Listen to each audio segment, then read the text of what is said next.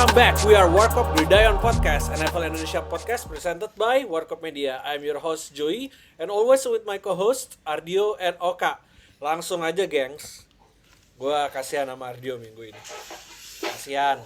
Chief Jo, out of playoff. Sorry Jo, kaki gue sakit Jo tiba-tiba. Parah lutut. Lutut. Aduh. PCL, LCL, ACL, MCL gua. Lutut gue kegesek sama selimut, sekarang baret. Nah, gue kasihan sama Ardio, sumpah. Tim gue udah jelek dari awal, gue santai ya kan, ekspektasi gue udah jelas. Top 5 pick. Ardio 2025, gue yakin bulan Agustus, wah gue gak sabar menang Super Bowl lagi. Gue gak sabar. Mahomes throw minimal 30 touchdown. Sekarang Chief out. Mahomes tore his ACL. Dia udah operasi, dan kemungkinan kita lihat apakah bisa siap di awal musim apa enggak ya. Tapi Chief tragic kalah lawan Chargers ya, in a low scoring game. Tim yang dikalahin sama Giants by the way. Dari Chief kalah 16-13 ya kemarin. Dan juga juga selain Patrick Mahomes minggu lalu yang cedera ACL, juga ada lagi yang cedera ACL. Itu siapa tuh? Micah Parsons. Wah, itu kemarin fans-fansnya Packers di Indo Cheeseheads itu udah pada teriak-teriak semua. Tidak, no. 2 first round picks hilang di akhir musim. Untung udah basically udah mau lolos gitu kan, timnya udah sih, mereka bakal lolos. 10 wins lah. Tadinya gue pengen muji Jerry Jones kan, wah gokil nih Jerry Jones. Tapi pas gue cek lagi ternyata picknya Packers ke Jets. Sama aja. Kalahnya sama Vikings kemarin kan. Sama Vikings QB-nya siapa? Nine McCarthy, Nine in the mine. Gila sih kemarin Nine finally showing who he is. Dia walaupun dia first throw-nya interception karena tip, abis itu dia langsung 250 yard, 2 touchdown, 1 rushing touchdown greedy-greedyan. Dimarahin. Best fake handoff TD setelah mungkin kayaknya zaman Peyton Manning lawan Peyton Manning Cowboys. That was good sih. That was good. Cuma yang terus habis itu 2 tim out of playoff, Bengals dan Dolphins. Tua dan Burrow. Top 2 key quarterback di NFL Draft 2020 udah pada nggak bisa lanjut playoff. Dan gue sih feel bad banget ya for Burrow. Dia kayaknya udah kayak contemplating retirement deh kalau dari press conference-nya. Kayak mukanya kosong, capek. Gue gak kaget sih kalau tahun depan dia retire kayak Andrew Luck. Tapi bisa aja gak sih retire, tahu-tahu masuk lagi? Kalau Philip Rivers aja bisa gitu. Oh ya, bisa. Philip Rivers ya kemarin juga baru balik dari retirement ya ternyata. Cuma masalahnya kalau dia retire di Bengals, karena dia masih ada kontrak, kalau dia mau baliknya ke Bengals juga. Kayaknya dia muak di Bengals. Sumpah kalau gue jadi Jets, gue coba call Bengals ya. Siapa tahu mereka udah pengen tanking atau ngapain kan. Get him man, save him. Ibaratnya udah kayak menyerah dengan kehidupan yang ada gitu kan. Iya. Karena bayangin aja dia dari di draft 2020 sampai sekarang tuh dia hampir selalu setiap tahun tuh nge-lead the league in QB get sacks gitu. Jadi ya gue juga habis pull up the stats-nya juga kayak 2020 dia kena sack 32 kali, 2021 51 kali, 2022 41, 2023 24, 2024 48, 2025 ya karena dia baru main lagi 10. Well, yang beberapa yang kayak 32 sama 24 itu karena dia cedera. Out for season gitu, Pak. Kalau misalkan dia masih main itu udah mati 47 sih. Anjir. Mati sih. Gue enggak kaget sih. Terus kontrak dia di Bengals masih sampai 2029 lagi. Ya buat semangat. Jadi samsak hidup aja. I think sebenarnya ya QB dia sebenarnya juga worth the contract ya kalau misalkan dia stay healthy gitu ya. Kita tahu lah seberapa bagusnya Joe Burrow. Mungkin nggak kayak Tua Tagovailoa gitu kan yang 5 tahun kontraknya masih sampai 2029, cuman kontraknya udah beban banget buat timnya. Sedangkan kalau Joe Burrow karena ya terkendala injury dan juga all-line-nya bener-bener ya inept banget kan. Jadi menurut gue sih ya emang komposisi timnya ya yang kayak kita bilang waktu itu, kalau misalkan sangat top heavy dan juga banyak pemain-pemain yang kayak mungkin gak overpaid tapi ya membebani cap space-nya mereka juga pada akhirnya.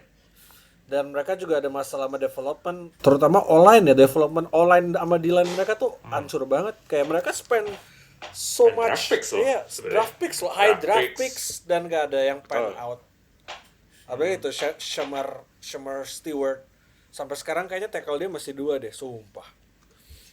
Nah, yang gue pengen dengar nih sebelum kita jauh ya, Ardio.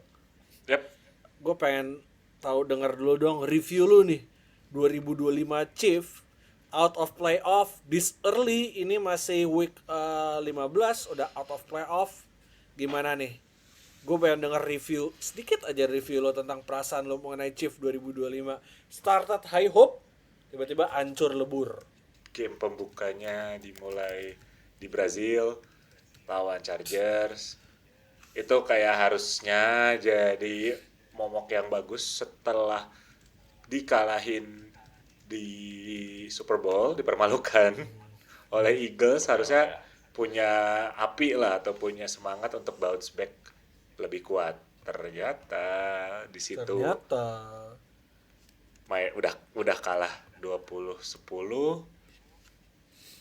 Kelsey friendly fire, mainnya juga nggak bagus-bagus amat. So itu kayak awal dari pertanda yang perasaan yang nggak enak, tapi kayak ya tunggu dulu lah, kayak mungkin bisa balik. Terutama ada harapan ketika the best driver of the year kembali kan, Rashee Rice, atau eksplosivitasnya naik,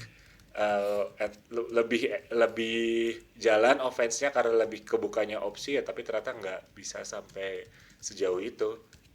Dan ternyata memang apa yang setelah kita omongin juga kayak emang Matt Nagy itu nggak cocok sama Patrick Mahomes. Dia nggak bisa nge-unlock potential Mahomes, malah dia kayaknya nggak bebanin Mahomes dengan let play-nya itu kayak terlalu Mahomes dependent banget. Bukannya yang lo punya QB bagus, lo harusnya nggak bikin play yang manfaat dan ngemanfaatin QB bagus itu, ya lo punya sejuta opsi jadinya gitu kan. Sedangkan ini malah kayak ya udahlah terserah, karena QB gue udah bagus ya biarin aja kali ya mainnya biasa, nggak usah bikin skema yang bagus-bagus karena pasti Mahomes can do his magic but he's not, yang eventually sampai cedera. So it's kind of devastating. Ya, yang gue kaget ya kalau lu lihat online-nya Chief, I think online-nya Chief masih still good ya. Gue lagi ngelihat graph dari Ben Baldwin, ya kan, di Twitter tuh dia salah satu analytics football terkenal. Online-nya Chief tuh masih top 5 either itu di grade-nya PFF ataupun di win rate-nya ESPN gitu. Mereka itu setara dengan Bills, Bears, Steelers, they have good online kan. In pass protection, mungkin kalau buat run blocking different conversation ya. Cuma again, I think scheme wise mereka udah nggak bisa menang. Kayaknya mereka nggak ada schematically, mereka nggak ada advantage over dari opponents-nya itu sendiri. Aging roster terutama di main weapons-nya, which is masih ada Kelsey di 36 tahun, I think he's done. Dan sayang banget dia berakhir seperti ini tentunya. Mahomes juga ACL, mungkin juga karena banyak banget design run ya buat Mahomes tahun ini, which dia lead the second in rushing. Pertama masih Kareem Hunt 557, Mahomes 422 yard, 6.6 yard per attempt loh. 64 attempt. It's high. Ini bukan QB yang terkenal double dual threat gitu loh, nggak kayak Josh Allen atau Lamar Jackson kan.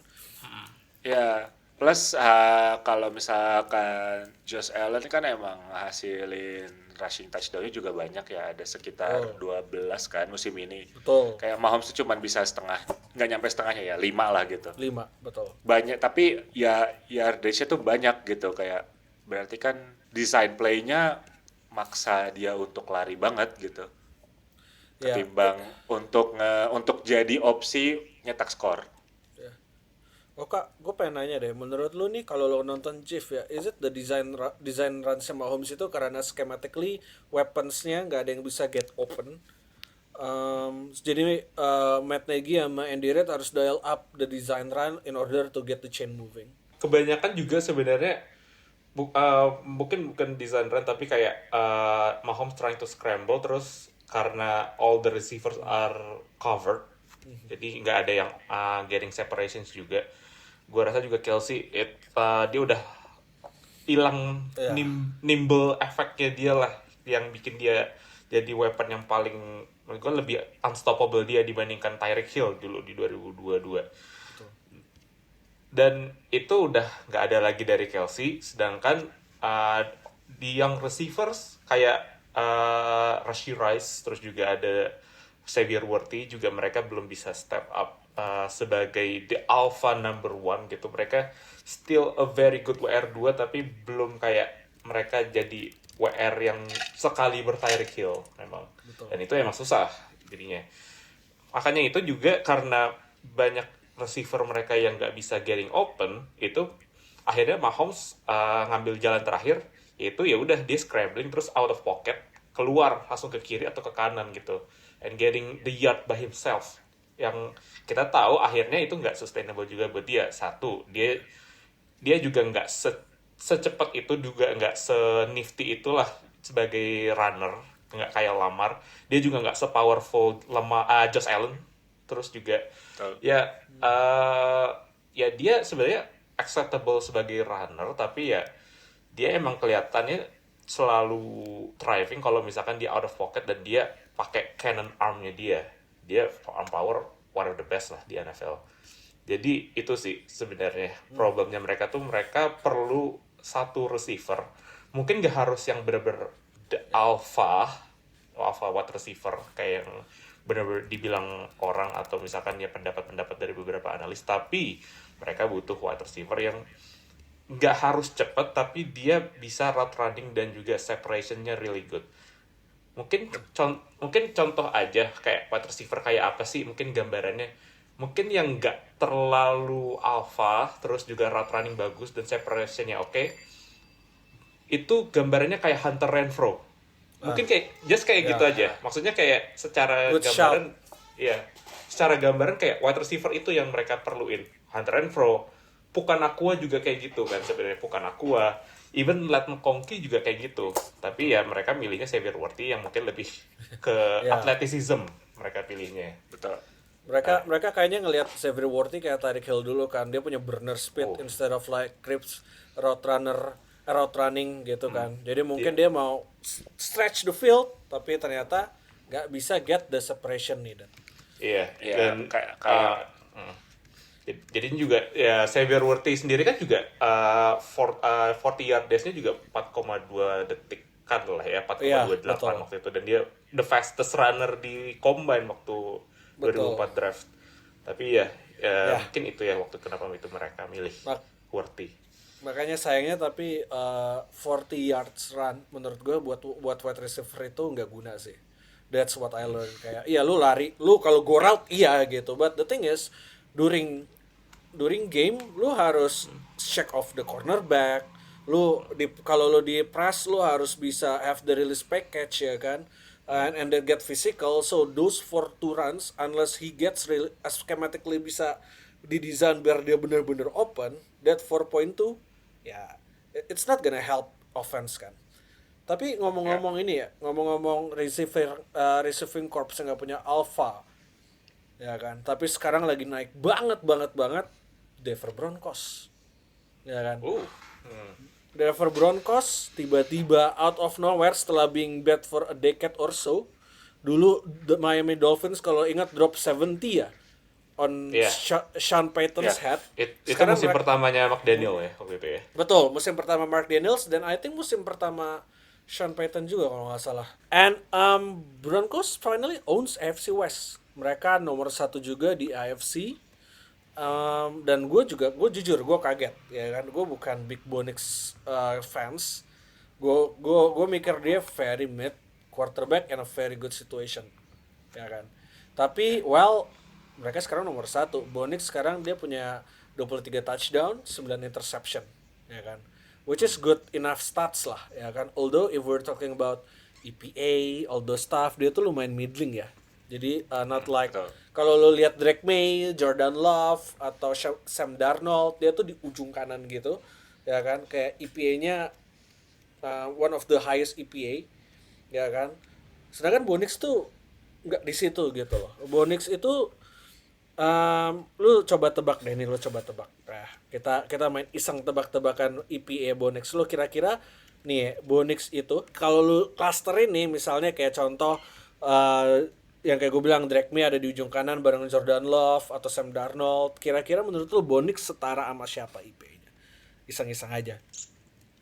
Gua rasa sih dia perfectly in the middle ya. Kayaknya he doesn't really add up much ke offense. Tapi ketika dia dibutuhin untuk making play, gue rasa dia capable untuk ngelakuin itu. So mungkin dari gambarannya mungkin kira-kira ada di tengah, agak ke atas. Oke, dan itu hampir benar.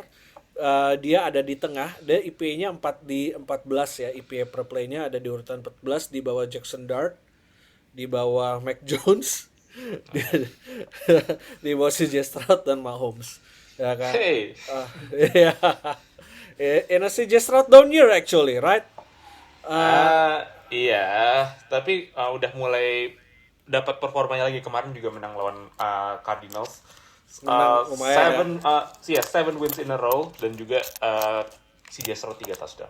Nah, gue pengen nanya Oka dulu nih. Oka, menurut lu nih yang bikin Broncos jadi ngeri banget tuh apa sih? Terus lu habis ngelihat performance Bo Nix nih di tahun ini, are you now a believer? Believer. Gue spend 5 minutes to think about that name. Appreciate me. Believer. Itu nickname WWE zaman kapan tuh? Kayak gue pernah denger deh. Bo Dallas ya? Uncle Howdy. Gue punya julukan lain untuk fansnya Broncos sekarang. Bronkseksual. Kayak buat LeBron tapi. Andra itu berarti. Sama gue. Gue sama Andra. Bronkseksual. Tadi kayaknya juga diinfoin. Iya, julukan yang direkomend sama produser Farhan beda lagi. Pro Bono. Pro Brono atau Pro Bro? Maksudnya pro Broncos gitu kan ya. Pro Broncos betul. Pro Broncos ya. Ya, but oke, ya sebenarnya kalau misalkan apa yang bikin Broncos dari awal musim sampai sekarang always on the top gitu, itu ya pasti defense. Mereka punya one of the best pass rush units di NFL, dan mereka mereka punya 3 pemain yang sekarang itu udah nyampe 20 pressure or more gitu. Dan itu adalah salah satu kandidat Defensive Player of the Year yang sempat kita shout out di mid-season award kemarin, yaitu Nick Bonito. Lalu juga ada Zach Allen yang benar-benar took a jump dari tahun lalu jadi tahun sekarang. Dia jadi one of the best pass rusher di tim yang juga punya pass rush terbaik di NFL. Dan juga salah satu unsung hero-nya itu adalah Jonathan Cooper. Jadi mereka punya pass rush yang oke banget, dan mereka juga didukung sama all the units behind the pass rush gitu. Jadi linebacker mereka juga oke. Seperti salah satu kapten mereka itu Alex Singleton. Terus juga mereka ya defensive back, mereka juga punya Defensive Player of the Year, the reigning Defensive Player of the Year musim lalu, yaitu Pat Surtain.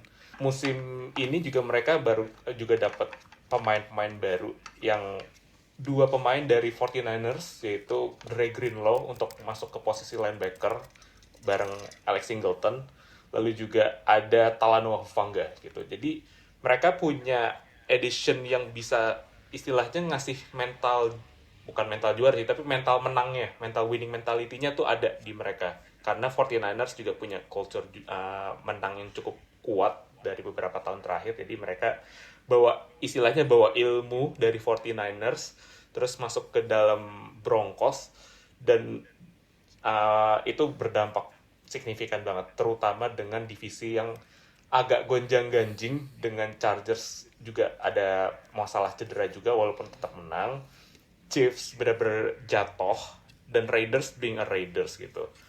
Jadi emang secara defense, walaupun kalau misalkan points per game kita lihatnya 2024 dan 2025 perbandingannya juga nggak terlalu jauh gitu. Mereka masih between top 5 di antara 2 tahun itu.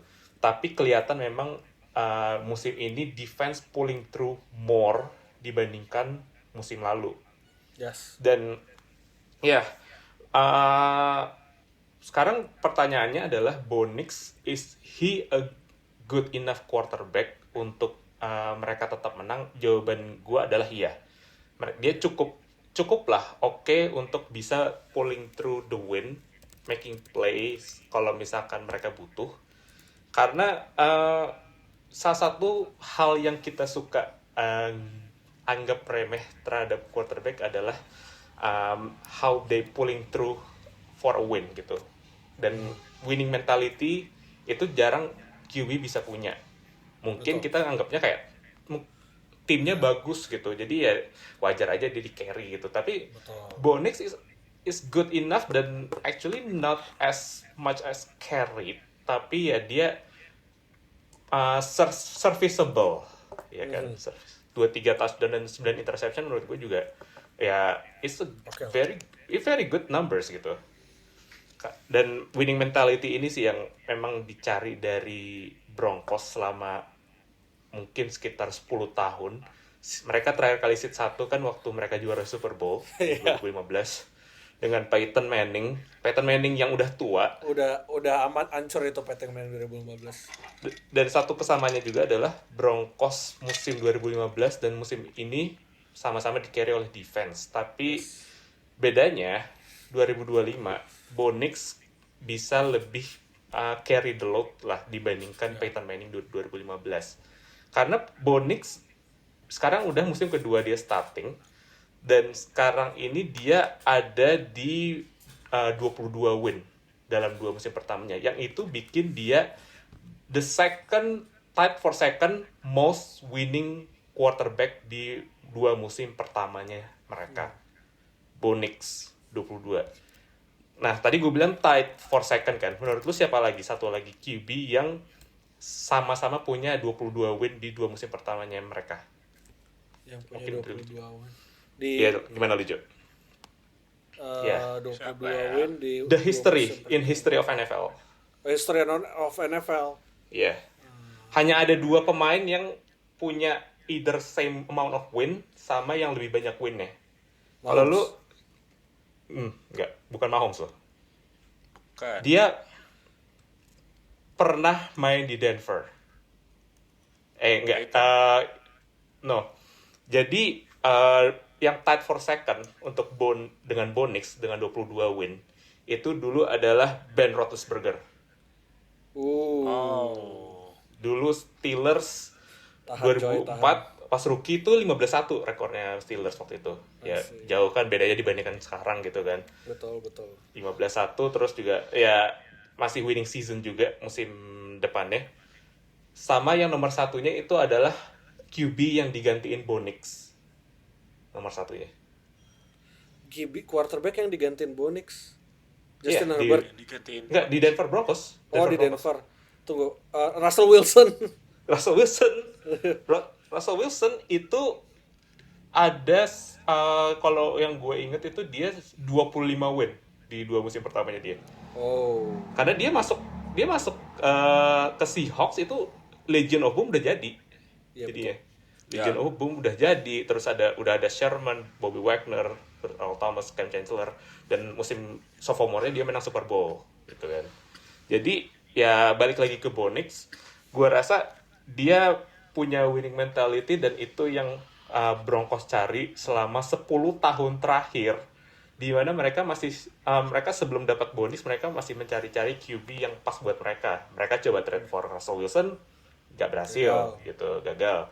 Mereka nge-sign Case Keenum habis musimnya dia di Minnesota Vikings, nggak berhasil. Joe Flacco juga nggak berhasil. Drew Lock, Jadi Teddy Bridgewater nggak berhasil. Nggak berhasil. Drew Lock cuma jago lawan Texans doang, gue inget banget. Selain lawan Texans, Drew Lock nggak bisa. Gue nggak inget lagi. Kayaknya itu udah blok memori deh kayaknya itu. Udah kebloknya itu awal-awal Drew Lock join tuh tahun 2018-19. Yeah. By the way, Ardio, tapi emang bener ya. Yang gue senang dari yang gue lihat dari Broncos itu emang satu draft picknya bagus-bagus semua. Jonathan Cooper dulu 7th round pick by the way dari Ohio State. Sekarang jadi kayak gini. Jadi kalau emang lu perhatiin George Paton, dia whiff di Russell Wilson sama head coachnya siapa tuh yang jelek banget? Nathaniel Hackett. Iya, Hackett. Oh, itu parah banget sih. Cuma draft pick-nya bagus-bagus banget. Jonathan Cooper, Nick Bonito, Patrick Surtain, Riley Moss, Bo Nix, among others ya. Tapi gue dan dulu ini kalau mau tahu dulu, fans Joseph awal-awal sama Broncos dulu pengen dipecat. Semua fans Broncos pengen fans Joseph dipecat. Gue ingat banget. Terutama pas ini kan, pas yang kalah 70 poin itu ya. Iya, betul. Itu pokoknya semua fans Broncos benci sama fans Joseph. Sekarang gue yakin mereka nggak mau fans Joseph kemana-mana. Gila sih. Kira mereka inilah menanam hasilnya lah, memantik hasilnya. Itu dia. Iya, soalnya lu lihat sendiri itu pemain gila-gila banget, cocok banget sama skimnya fans Joseph kan. Nah, Ardio kan seru nih tiba-tiba kan AFC West dari dulu Chief and only Chief ya kan. Chargers kocak sama Brandon Staley. Nathaniel Hackett lah dulu. Sebelum Nathaniel Hackett head coachnya Vic Fangio juga nggak bagus jadi head coach. Ya kan Raider dari sejak Gruden lepas makin parah. Lu takut gak sih sama Broncos? Of course takut lah karena udah hampir dua kali ketemu sih sebenarnya ya. Nggak bisa menang juga Chiefs nih tahun ini. Chiefs ketemu lagi sama Broncos pas ini Christmas Day. Pas Christmas ya tanggal 26 betul. Tapi ya udah nggak ada Mahomes ya, mau sama Minshew Mania. Ya oke lah. Apa dikata ya oke. Walaupun sebenarnya kalahnya juga by 3 points, by 1 field goal, tapi tetap aja defense-nya tuh ngeri karena Broncos tuh fondasi kenapa mereka bisa bagus di musim ini ya kayak kata Oka tadi udah jelasin, panjang kali lebar kali tinggi, defense-nya luar biasa, tapi juga yang sering kita bilang juga mending punya QB mid tapi protection-nya bagus, dan hasilnya di sini di Bo Nix. Betul. Ya EPA-nya mid tapi protection-nya among the top 3 gitu kan. Kemarin aja lawan Packers tuh ya the best lah gitu kan. Lawan Packers aja 0 sacks. Wah, terlepas dari Micah Parsons cedera ya. Gue nggak tahu tuh rasanya 0 sacks kayak gimana. I don't know. rasanya gimana ya? Maksudnya kayak sacks itu kan wajar. Sacks itu lumrah, apalagi dilakukan oleh defense. Tapi wajar sih, gue banyak sacks, gue gak punya protection kayak Bo Nix soalnya. Sama dong, tapi saya nggak punya protection, tapi saya nggak punya banyak sacks karena mungkin gue nggak main game ya. Enggak. Low hanging fruit banget, gue udah nggak kuat tadi. udah nggak kuat gue. Ya kan kita sekarang nonton film, diajarin lu kan Andra nonton film yang baik dan karena konten-kontennya Andre itu mengajarkan kita untuk kita harus nonton film untuk menjadi knowledgeable gitu kan. Betul, tadi Andra kalian harus cek Instagram Warkop. Andra ngelihat gimana caranya cowok umur 44 tahun bisa ngefit, bisa fit bolanya ke dalam lubang yang lumayan besar ke arah orang 24 tahun. Itu gokil sih menurut gua. Dan itu bola yang dilempar oleh si 44 tahun itu kayaknya penetrasinya bagus ya. Tapi penetrasinya bagus banget. Penetrasinya betul. bagus. Dan cepat. Rilisnya cepat banget, kayak dilempar langsung ditangkap. Mantap And sih. in the right spot. Right in the spot. Parah, on the fair, in the good spot. Bangke, gue tadi lupa kita ngomong apa, astagfirullahaladzim. Kita ngomongin soal kenapa Broncos, gue takut sama Broncos, of course, karena selain defense-nya, pass protection-nya. Jadi ibaratnya mau mereka stay dengan Bo Nix aja udah kayak gini gitu. Kalau misalkan mereka milih untuk kayak trade cari QB yang bagusan kayak tukerlah sama Joe Burrow misal, wah bubar gak sih itu? Bubar sih. Joe Burrow dinasti baru sih. Joe Burrow dikasih OL-nya Broncos, bubar sih AFC West, parah. AFC-nya bubar gak sih? Ikutan bubar gak sih AFC-nya? Iya. Oh enggak. Lu gak bisa ngomong gitu. Enggak. Ada fans Patriots di sini.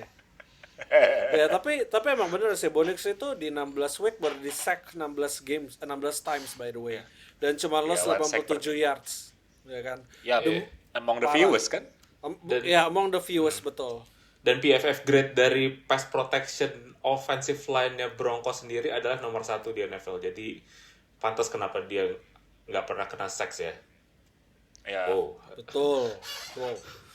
Kasihan. Ya protectionnya bagus. 3 nih kalau kita bandingin ya sama 5 yang ini yang kocak ya. Ini 5 menurut Pro Football Reference the most 5 sacks quarterback ada 5. Justin Herbert 49, Geno Smith 49, Cam Ward 49, these three quarterbacks, Drake May 43, dan habis itu Patrick Mahomes 34. Jadi 3 rival Bo Nix ada di top 5 most sacks quarterback. Tapi memang paling parah Justin Herbert sama Geno Smith 49 dua-duanya. Ya dari situ mengajarkan kita bahwa untuk punya sesuatu yang besar itu kita perlu proteksi yang kuat di depan. Betul sekali. Ya, seperti itu. Because safety should be fun lah. Safety should be fun, benar. Quarterback kalau safe dia bisa bikin explosive plays. Bam. Ya, karena itu yang kayaknya hilang dari Joe Burrow kan. Betul. Dia nggak merasa funnya karena dia kehilangan safety-nya gitu. Betul, jadi nggak fun. Kasihan Joe Burrow. Safety itu juga nggak bersambung ke all-line juga ya, tapi kadang QB yang istilahnya udah diandelin tiba-tiba jadi nggak punya penggantinya lagi gara-gara cedera tuh juga jadi bikin panik tim-tim semua kan, terutama kayak kemarin Colts juga kan kemarin setelah Riley Leonard cedera ya kalau salah ya, ankle ya? Cedera lutut. Riley Leonard Junior cedera lutut, Riley Leonard Senior cedera Achilles. Wait, what?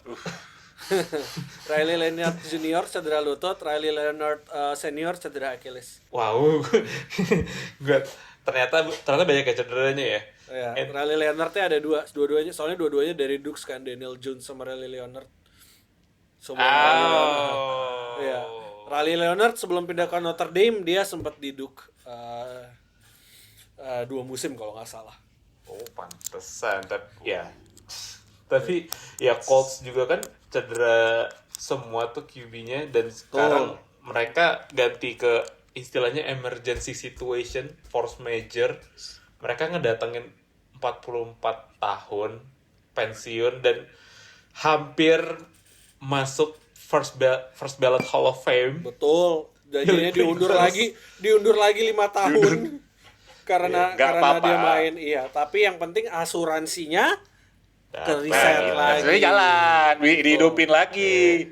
10 anak coy asuransi. 10 anak, satu anak $5,000 asuransi itu gokil lah, $50,000 per month loh itu, 50,000. Betul. Iya.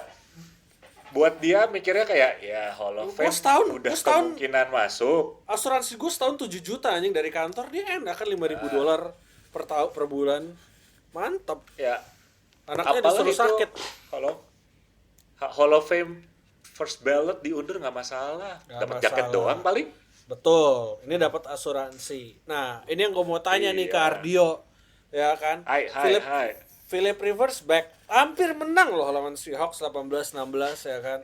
Seahawks beneran dah itu cuma field goal doang kan? Philip Rivers 120 yard, 1 touchdown, 1 interception. Emang rata-rata most of the throw itu behind line of scrimmage ya. Nah, sebenarnya gue pengen nanya sih ke Ardio ya kan. Sisa schedule Colts masih ada 49ers, Jags sama Texans ya kan.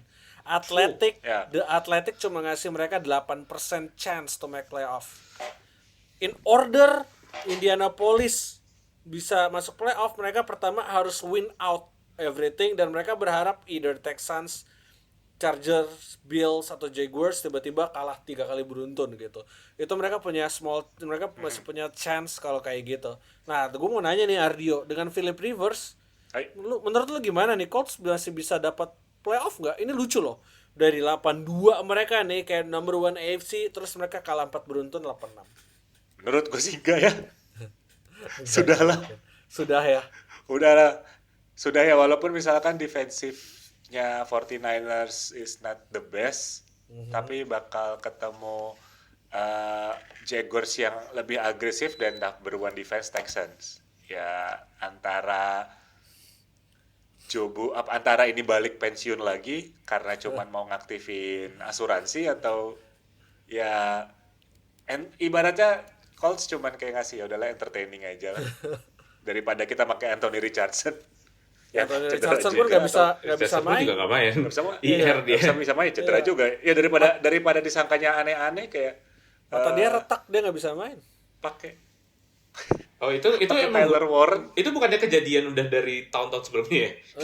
Kayaknya dia mainnya udah kayak gitu soalnya. Iya, ini kayaknya dia retakin sama Shane Steichen sih, biar nggak ada kontroversi. So mata dia retak coy gara-gara apa elastic band lagi warm up kena mata, sekarang dia nggak bisa main sampai tahun depan. Itu kata dokter Colts mungkin kayak udah nggak apa-apa itu nggak usah makan emping aja sembuh gitu kan, nggak sembuh kan? Gimana enggak, bukan makan emping, dia tuh keselepet itu kalau kayak gitu. Iya kan kalau di sini kan pijet dikit kan pijet dikit, jangan makan emping, jangan minum air dingin, tahu-tahu sembuh kan seminggu. Dan pokoknya jangan kaget kalau malam-malam ada yang ngebenerin, biasanya kan gitu. Gila ya Colts dari yang kita sumpah ya, semua yang kita gadang-gadang tim nomor 1 pada berjatuhan anjir, gue kaget. Jadi kita lihat ya, kalau Broncos minggu depan jatuh, kita bisa jual servis kita nih ke fans-fans di grup-grup. Ya kirim kayak kalian gak suka sama tim apa, kan kita bahas, kita kupas. Tapi gue juga penasaran sih menurut lo Ardio ya. Ini lo tau kan awal-awal 10 game pertama 8-2 Colts have the number 1 offense kan. And then after that all hell udah broke loose gitu. Ini juga bukan karena, bahkan sebelum Daniel Jones cedera ya, emang gue lihat Colts udah bermasalah sama offense mereka. Kayak somebody just found out how Colts work actually ya. What do you think, what's wrong with Colts? Habis mereka beres lawan Titans, mereka tuh kalah lawan Steelers 27-20, mereka sempat menang lawan lawan Falcons 31-25, kalah lawan Chiefs 23-20, kalah lawan Texans 20-16, habis itu kalah lawan Jaguars kalau nggak salah terakhir ya, Daniel Jones main, kalah 36-19, jadi in last 5 games mereka bahkan nggak bisa skor lebih dari 20 gitu, lawan Texans, lawan Jaguars, lawan Chiefs mereka mentok di 20 poin. Kemarin lawan Seahawks mereka juga mentok 16, tapi itu Philip Rivers ya kan. Pertama mungkin karena jadwal sih ya. Kayaknya emang di jadwal di awal-awal ketemunya Dolphins, terus ketemunya Broncos di situ juga kalahnya tipis banget gitu kan. Habis itu ketemu Titans, field goal banget kan. Terus ketemu Titans ya, oke, Titans sama Dolphins kita anggap sama-sama di bawah. 2 kali. Rams kalah. Itu 2 kali loh. Rams kalah. Ketemu Raiders juga. Abis itu Raiders being Raiders, abis itu ketemu Cardinals, ketemu Chargers, menang lagi, ketemu Titans lagi menang, of course, ketemu Steelers tiba-tiba kalah. Ya ini Anjing ini fraud. Yang gua baca-baca ini fraud tadi, of the ini schedule ini fraud of the year anjir. Sumpah. fraud of the year. Ini Sebenarnya gua ngedukung ya. Pengakuan dulu ya. Kalau ngeliat schedule-nya tuh kayak ini kayak New England Patriots tapi mereka nggak bisa konversi menang gitu kan. Betul. Dan mereka nggak bisa menang lawan tim bagusnya. Kalau Patriots at least mereka menang lawan Bills kan yang gue ingat. Ya. Ya kan? Ini ketika mereka ketemu tim yang bagus kayak Rams kalah, lawan Steelers kalah, lawan Chiefs kalah, Chiefs pun gak bagus, Texans kalah, wow. Waktu itu masih rada bagus lah, waktu ketemu sama Chiefs masih rada bagus lah Chiefs-nya. Oke lah, ya. Anjir, ini gue baru nggak pas lu bacain schedule-nya gue baru nggak anjing ini fraud of the year, Pak. Ya. Itu karena yang gue baca juga satu itu, kedua somehow they find a way to stop Jonathan Taylor. Itu Jonathan Taylor dari yang digadang-gadang RB1 sampai ya masih karena angka aja gitu loh. Udah mulai turun. Kalau nggak salah, saya udah mulai kejar lah. Betul. Jonathan Taylor di 4 pertandingan terakhir itu yard per attempt-nya 3,5, 3,5, 4 dan 3,6. Itu nggak efisien sama sekali sih. Bau Ya. Tuh bau banget kan? si Andra lagi kayak nyium bau tai itu. Trevor Henderson sih gak kayak gini. Trevor Henderson bagus itu. Jonathan Taylor kalah sama Woody Marks. Woody Marks, man. Dan pas mereka menang lawan Atlanta Falcons, Jonathan Taylor went berserk 7,6 yard per attempt, 244 yard, 3 touchdown. Tapi sebelum itu ketemu Steelers, dia cuma 3,2 yard per attempt, 14 attempt, 45 total yard, 0 touchdown. So, ternyata to stop Colts is not stop Jonathan Taylor, bukan stop Daniel Jones ternyata Yardio. Iya. Nomor 2-nya ini sekarang udah ada di James Cook di 1415 cuman kepaut sekitar 28 yard dari Jonathan Taylor yang di 1443, sedangkan kalau ngeliat production-nya kemarin James Cook yang masih stabil ya ini, minggu depan juga udah kelewatin sih harusnya. I think so, yes. Jadi tapi ini emang oke, ini emang solid sih analisis luar Dio. Schedule-nya gampang banget. Kedua, if you stop Jonathan Taylor, you stop Colts offense actually. Yes. Which is ini udah kita lihat di 5 kekalahan terakhir, kalau lu stop Jonathan Taylor di bawah 4 yard per attempt, ya dia kalah. The Colts kalah. Sama satu lagi, first down production-nya yang menurun. Loh, gimana tuh?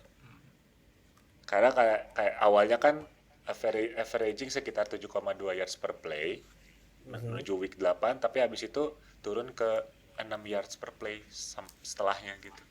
Itu kan turun banget. Ya, turun se-yard. Jadi turun se-yard, tapi kayak consistently turun se-yard untuk first down production kan bisa ngaruh ke berikutnya juga ya. Dan disitulah kayak they know how to stop the first down production.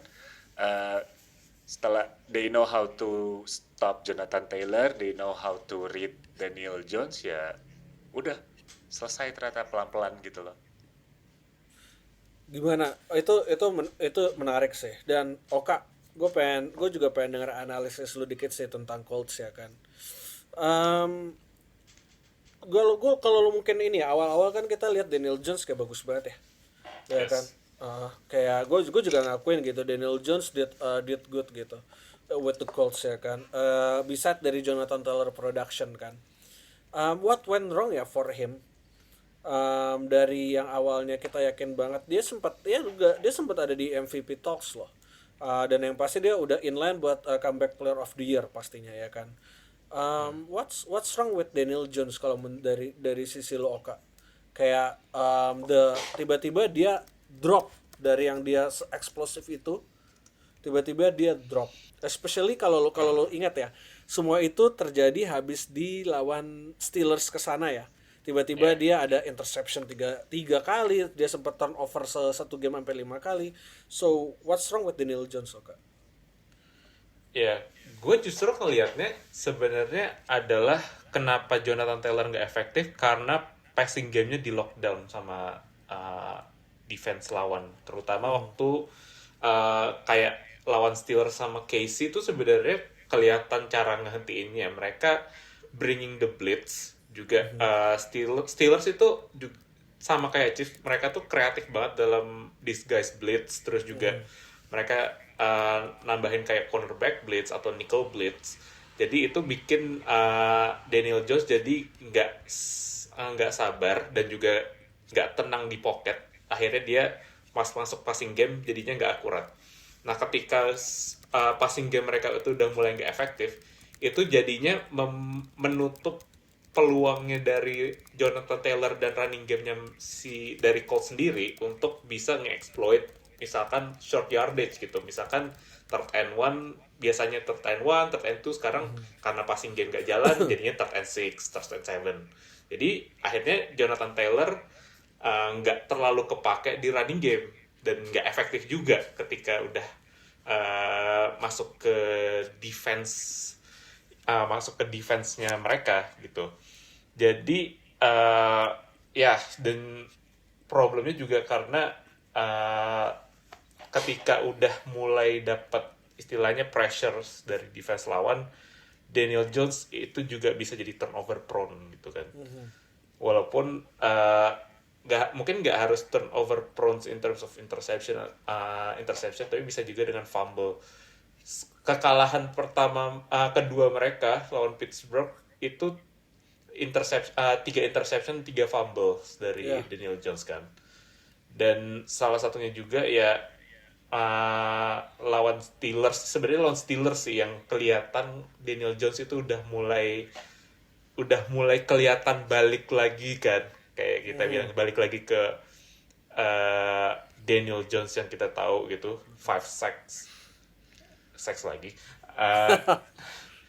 But yes, overall gue rasa mereka punya running game yang oke, cuman karena passing game mereka nggak jalan, terutama dengan Daniel Jones juga cedera lawan Jacksonville, terus digantiin Riley Leonard yang juga nggak terlalu bagus, sama sekarang mereka punya Philip Rivers yang ya udah gitu, dia punya limitation, umur 44 tahun, kita nggak bisa expect dia untuk lempar lebih dari 15 yards, dan ya gue rasa ini adalah posisi terburuknya Colts saat ini, di mana mereka nggak punya offense yang reliable untuk nge-carry defense mereka yang sometimes good, sometimes bad. Yep.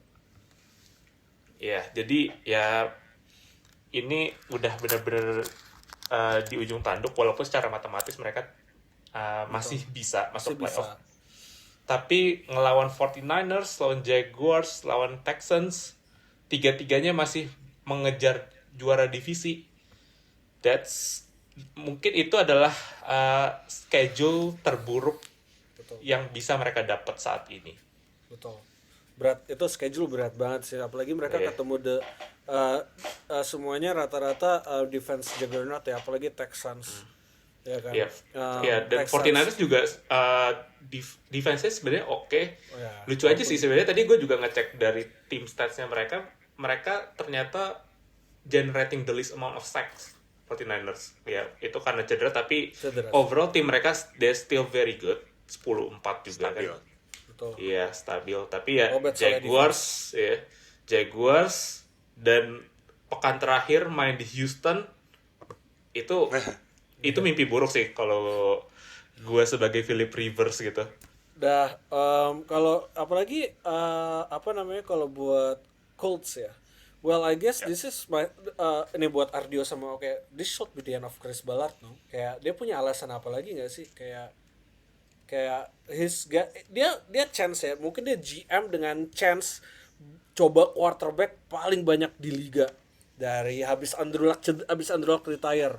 Jacoby Brissett, Matt Ryan, Carson Wentz, Philip Rivers, Anthony Richardson, Gardner Minshew, Joe Flacco, sampai sekarang Daniel Jones ya kan. Dia udah ada 8, at least itu yang gue inget on top of my head ya. Dia dikasih kesempatan cari quarterback 8 kali. Ya kan. Do you think it should be the end for Chris Ballard? Soalnya di zaman Chris Ballard ya, terakhir mereka masuk playoff ya itu sama Philip Rivers by the way, dan kalah di wildcard. Correct me if I'm wrong, but that's what I remember. Itu Philip Rivers tahun terakhir di Colts, ke playoff, kalah di wildcard. Abis itu nggak pernah lagi. Hampir masuk wildcard pas tahun pertama Shane Steichen. Anthony Richardson cedera the whole year sama Gardner Minshew kalah sama Texans di week terakhir kalau nggak salah kan. So, what do you guys think? Should it be the end of Chris Ballard? Bukannya dia udah dapat enough chance to prove himself? Justru gue mungkin ngelihatnya kayak dia bisa dapat last chance karena dia bisa punya alasan karena dia punya quarterback yang bisa diandelin sedikit lah di Daniel Jones, tapi cedera out for season. Jadi dia mungkin bisa punya alasan ya musimnya nggak berjalan dengan baik karena ya QB-nya out for season gitu. Jadi ya udah masih ada protection-nya lah ya, masih ada alasan dia bisa bertahan. Cuman ini udah benar-benar di ujung tanduk ya sebenarnya. Jadi ya kayak Chris Ballard setelah Rivers dan Colts masuk playoff itu 2020 loh, 2020. 2021 mereka dengan ini kan dengan Carson Wentz. Ya. Nah, 2020 itu Rivers pensiun. 2021 Wentz. 22 Matt Ryan, 23 24 Anthony Richardson. Richardson, Flacco dan Minshew. Dan jangan lupa itu di antara itu ada Nick Foles loh. Kalau misalkan diinget-inget lagi ada Nick Foles. Kayaknya pas zaman Carson Wentz deh. Carson Wentz. Ya. Oh iya deng. 2021. Oh iya deng 2022 ya kalau nggak salah. Yang Kevin Thibodeau itu nggak sih nge-sack dia false cedera terus si Kevin Thibodeau kayak Snow Angel kalau nggak salah. Iya langsung selebrasi gitu. Iya selebrasi ya. I guess I remember. Jadi menurut lu dapat setahun lagi lah ya Ballard. Kalau menurut lu gimana Ardio? Lu jadi si ownernya Colts yang sekarang selalu ada di sideline. Lu ngasih one last chance ke Ballard, apalagi kontrak dia habis nih di 2026. Kalau mau pecat nggak mahal nih, udah tinggal setahun lagi. Gua kayak stand sama Oka lah, kayak alasannya valid untuk bilang kayak cedera nih QB-nya, tapi prospeknya bagus gitu. Gua ada fun follow up question for that. Kalau Daniel Jones gak balik ke Colts, then what? Tiba-tiba dia dicaplok sama Vikings misalnya atau sama tim ini di quarterback, and then what? Draft udah gak ada. Shedeur Sanders. Ya, mungkin hal yang bisa gue pikir kalau misalkan Daniel Jones gak di-resign sama mereka ya Texans berani untuk nawarin Davis Mills nanti third round pick. second round pick bisa. Ya itu kalau nggak itu lo bayangin sih kalau ambil soalnya nggak ada yang pasti Bastin Daniel Jones balik ke Colts kan. Iya betul. So pilihannya juga apa gitu kan pilihannya Kyler Murray. Kyler Murray mah kan ke e-sport team katanya. Sumpah kalau tahun depan Daniel Jones misalnya gak balik ke Colts, pilihan yang ada di kepala gua Kyler Murray sama Mac Jones. Ya atau enggak pilihannya Colts juga bisa franchise tag sih. Kalau misalkan mereka nggak yakin kalau Daniel Jones setelah sembuh kan belum tentu bisa balik lagi ke performa yang kayak kemarin gitu kan. Tapi ya pilihannya karena ya nggak banyak sebenarnya antara free agency siapa sih, mungkin kalau misalkan Kyler Murray di release ya Kyler Murray gitu kan ya. Cuman kalau ya trade gitu mungkin kayak Mac Jones, mungkin kayak Daniel viable, atau misalkan Davis Mills ya kan. Ya amit-amit jangan sampai mereka nge-trade for Geno Smith gitu kan yang penting. Ya, itu sih mending dipecat aja sih pas lagi dibilang kayak gue mau ngambil Geno Smith, gue sih jadi ownernya langsung. Iya. Masa Shedeur Sanders gitu kan ya. Anjir, sama itu juga kalau gue jadi ownernya itu Chris Ballard langsung kayak lagi meeting di boardroom kayak kita mau ngambil QB siapa nih? Shedeur Sanders. Enggak ada keluar. Dipecat baru 3 interception. Ampun. Carly Lindsay kalau misalkan nge-trade for Shedeur Sanders itu dimarahin bokapnya lah yang ada di langit ntar. Langsung balik ya? Iya. Balik lagi itu ngapain? And also by the way, ini yang seru nih ya. Ini gue ada pertanyaan terakhir nih buat lu semua nih. Ya kan, ini ada the funniest thing yang gak ada di bingo cards gue itu NFC South battle between Panthers and Buccaneers kan. Nah, implikasinya apa? Implikasinya, ini sekarang gue sebutin ya, Panthers and Buccaneers neck in neck di NFC South masing-masing 7-7, ya kan. Dari Athletic, mereka ngasih kesempatan Buccaneers chance 76% untuk masuk playoff, Panthers 24%, ya kan. Nah, kebetulan minggu depan mereka ketemu nih. Kalau Panthers menang lawan Buccaneers, their odds will rise to 45%. Kalau kalah, it's done for them, 5%, ya kan. Same thing with Buccaneers ya. Kalau Buccaneers menang lawan Panthers besok, ya kan, itu udah basically lock them up in the playoff 95%. Kalau kalah, mereka masih have the odds ya 55, ya kan. Nah, Buccaneers sisa schedule-nya dan Panthers, Buccaneers itu bakal masih tinggal ketemu Dolphins, Panthers ketemu Seahawks di week 17. Di week 18 Panthers ketemu Buccaneers lagi. Gila, ini seru banget. Ini istilahnya kayak Champions League itu ada 2 leg ya. Betul. Ada 2 leg banget. Betul. Ini 2 leg dan ini set up for the good bakal set up for the explosive ends ya. Apalagi kalau Panthers menang. Nah, gue pengen cepet aja nih, ya kan, cepet aja. Oka Ardio, Buccaneers Panthers siapa yang menang and why? In a very small and very fast answer, karena kita udah lumayan lama tadi asik ngobrolin Bonix dan Daniel Jones. Oka, siapa yang menang? Panthers Buccaneers. Ardio, siapa yang menang? Panthers Buccaneers. Why?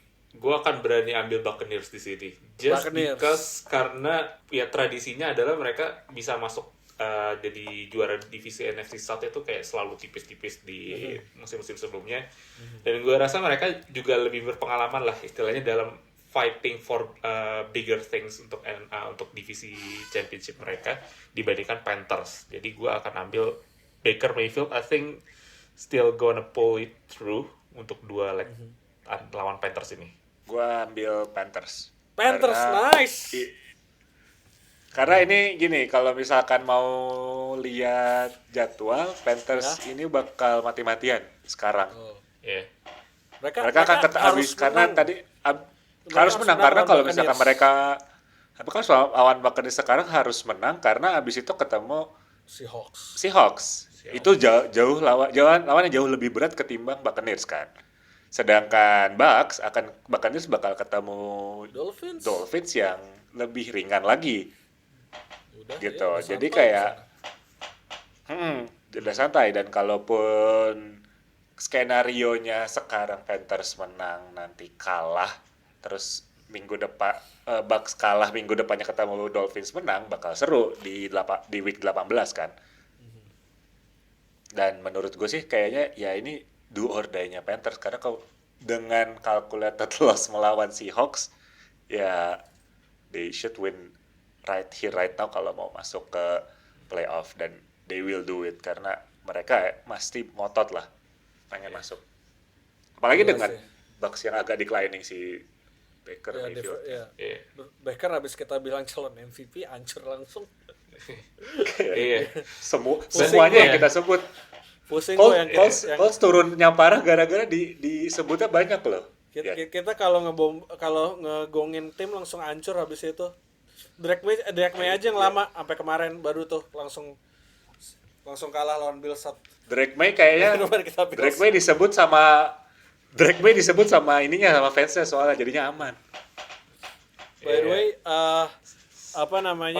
gue juga bakal milih Panthers by the way to go all the way. Kayaknya Buccaneers lumayan dysfunctional sih.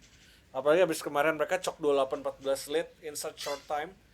And Panthers, ya mereka kalah lawan Saints, tapi I see them kayak lebih stable dibanding Buccaneers right now. I choose Bryce Young to shock the NFC South. Dan ya seru juga sih sebenarnya week 16 ini NFC South kita lihat dari Buccaneers lawan Panthers ini bakal jadi perebutan di week 18 juga mereka bakal tanding. Cuman gue juga lihat di week 16 juga ada pertandingan yang mungkin bakal menentukan juara divisi di hari Kamis di waktu atau Jumat waktu sini kita akan ada Rams lawan Seahawks, yes. Jadi Thursday Night Football sama di hari Sabtu yang oke, ini hari Sabtu gue lupa ini kayaknya mungkin emang NFL bikin schedule-nya itu ada Packers versus Chicago Bears. Itu akan menentukan NFC North. Seru. Kayaknya Chicago Bears tuh 8:30 yang jam 5 tuh kayaknya Washington Eagles. Eagles Commanders. Sama Commanders. Itu rival juga kan katanya? Well, technically sih iya. Cuman ya 3 yang pertandingan tadi itu memperebutkan divisinya gitu. Bears Packers bisa tuh kalau mau nobar hari Seminggu jam 8:30. Nantikan aja kalau misalkan ternyata ada info nobar nanti pasti akan kita infokan. Kita pasti infokan. Instagram kita atau dari Twitter kita. Kita coba cek nanti tempat yang murah, asik dan enak. Yes. Dan nanti kita kabarin ya. I guess for now that's all. Thank you so much guys for listening to us rambling about Colts, Bonix, Sacks, protection, nggak pakai protection, all those stuff. Thank you so much. And then jangan lupa follow kita di Warkop Media, WRKP Media. Andra baru aja nge-breakdown film biru, maksudnya film Colts pakai baju biru. Ya betul.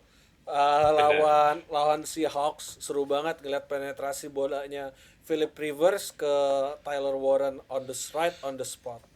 Gila sih. Other than that, have a nice day everyone and see y'all next week. Bye. Wait a minute.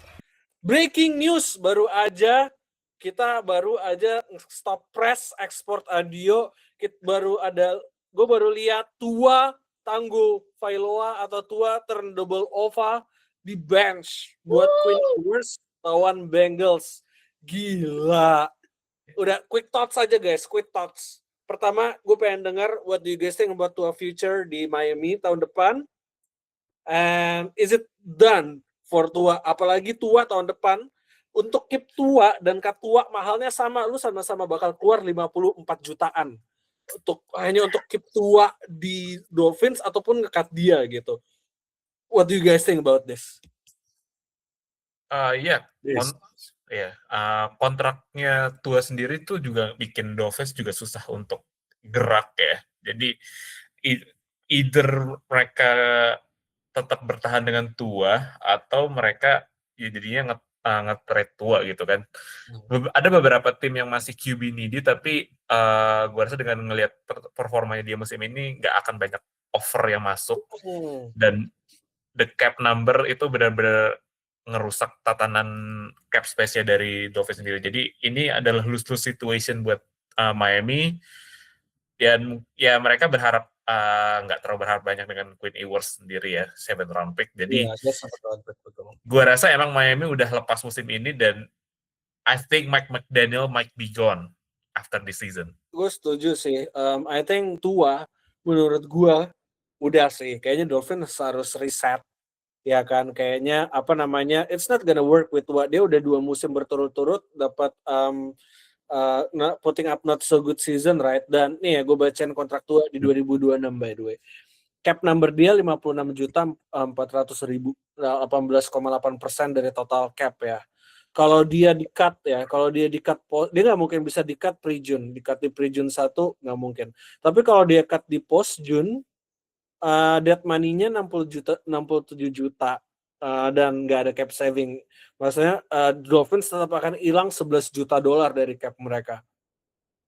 Ini dan kalau misalnya nggak di-cut pun, ya lo bakal keluar duit 56 juta gitu. Kayak this is bad man, this is as bad as it gets about QB kontrak ya. Ardio, lu kalau ada di posisi GM Dolphins yang pasti baru nih, what do you do with Tua? Cut aja lah, ya udahlah. Duit mati mau gimana, tapi kayak gue ngelihat simple statsnya aja gitu, 20 touchdown, 15 interception. Berarti setiap satu touchdown ada kurang lebih 0,75 kesempatan dia dapat satu interception. It's very very bad. Betul. Dan kayaknya Mike McDaniel kayaknya agak telat untuk ganti tua atau nge-bench tua lah.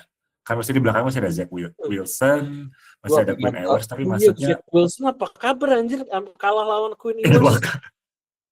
Makanya walaupun ini mungkin kayak ya udahlah, udah kepalang bayar, ya udah go for it for tua terus, tapi ya ini kan not working anymore, dan ya Dolphins tetap harus jalan kan sebagai franchise ya. I think it's donezo gitu lah, both for Mike McDaniel sama Tua juga. Ya menurut gue Tua bakal susah sih dapet tim yang mau bayar dia 10 juta karena dia bukan main kayak sama head coach yang gak offensive minded gitu loh, gak kayak dia sama Brian Flores. Ini literally kayak Mike McDaniels is a good play caller kan. Maybe he's not a good head coach, tapi at least dia good play caller with a good offensive scheme. Tahun terbaik Tua itu ya sama Mike McDaniel waktu 2023 ya kan. Itu 4.600 yard, 29 touchdown, 14 interception. Habis itu all hell broke loose. Sebagai seorang rival divisi yang baik gitu kan, kepada Miami Dolphins gitu. Lo tadi sempat mention pas di rekaman buat episode benerannya, Dolphins menang 70 poin lawan Broncos. Iya. Iya kan? Betul. Crazy how domino effect works ya. Kayak itu 70 poin itu menang 70 poin itu efeknya malah lebih buruk ke yang menang daripada yang kalah di masa depan. Ya, merayakan Fana aja itu, merayakan Fana. Merayakan Fana bener kalau kata Bara Suara, bener merayakan Fana. Kalau kata Bara Suara merayakan Fana. Oke. Gimana Farhan? Berarti inti ceritanya mau gimana pun nggak worth it ya guys jadi Zionis guys. Betul. Ya. Betul. Itulah mengapa jauhi muda hancur kan, langsung karir di bench buat win Ewers. Tapi kalau kayak gini kan gue lihat Tankathon ya, 2026 mereka posisinya nggak enak banget, tapi draft order di 11 mereka udah menang terlalu banyak buat draft QB di 2026 kan.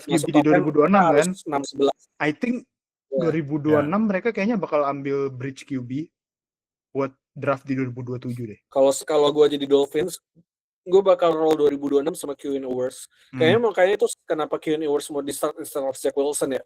Ya itu jadi tanking quarterback buat 2000. Dan dapatnya 2 minggu lagi, lumayan aja. Bukan minggu terakhir doang. Jelek apa? Kalau dia bagus Quinn Ewers awal musim college 2 musim lalu tuh top 3 loh kalau nggak salah projection-nya. Tapi iya tahun sebelum 2023. dia main tahun yang dia di draft, pas dia main tahun dia di draft jelek banget sih. Tapi Quinn Ewers tuh 5-star recruit by the way. Yoi. Makanya the fall off is quite parah ya. Iya. Correct me if I'm wrong. Tahun depan itu cap space-nya mereka minus juga kan, Dolphins minus 11 juta kan? Iya, cap space yang minus itu yang musim depan ada Chiefs, ada Cowboys. Chiefs minus 40 sama Cowboys. Iya, Cowboys 47. Iya, Dolphins 11 juta. Astagfirullahaladzim. Well, that's it lah buat special episode kita. Quinn Ewers going to start versus Bengals di week 16, punya 2 game untuk membuktikan kayak is it good enough for him buat at least jadi bridge quarterback di 2026 season before eventually Dolphins will get another quarterback with new regime, I think. So that's it. New regime. Yeah, thank you everyone and see you next week.